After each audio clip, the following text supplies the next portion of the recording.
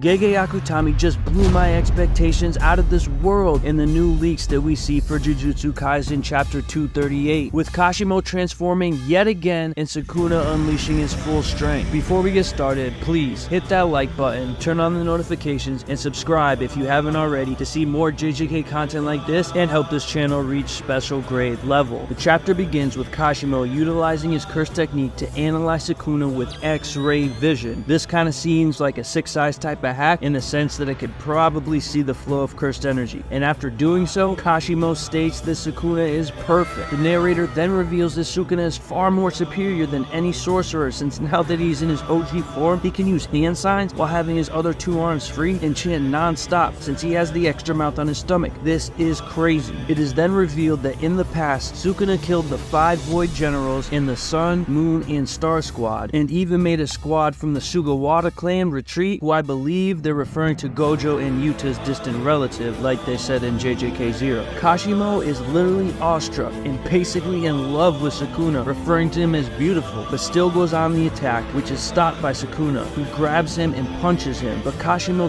tries to recover by blasting him with a giant beam of electricity as he's being repelled away. Unfortunately for Kashimo, Sukuna begins chanting and flexes on him by telling Kashimo he better dodge this before unleashing the new dismantle that can cut the world itself. Kashimo panics, thinking this is what killed Gojo, and is able to evade it, but gets his hand severed still. Sukuna goes on to tell Kashimo about Yorozu, saying a stupid person tried to reach him about love, and she should have saved that for Kashimo and Gojo. Jeez. Sukuna and Kashimo continue to brawl evenly, but Sukuna eventually overwhelms him, which is crazy, because Kashimo is supposed to be transcending human abilities and faster than light right now with his curse technique active, and gets punched away like a home run pitch. As if this wasn't bad enough for Kashimo, Sukuna then sends a massive net of dismantle that looks like those lasers you see in the movies that be guarding precious objects. And as it closes in on Kashimo, we get the good old flashback. Wow, I'm kind of disappointed because all this hype with his hidden single-use curse technique, waiting 400 years for this, and his whole character basically created to fight Sukuna, and he only lasts 2 chapters? Jeez.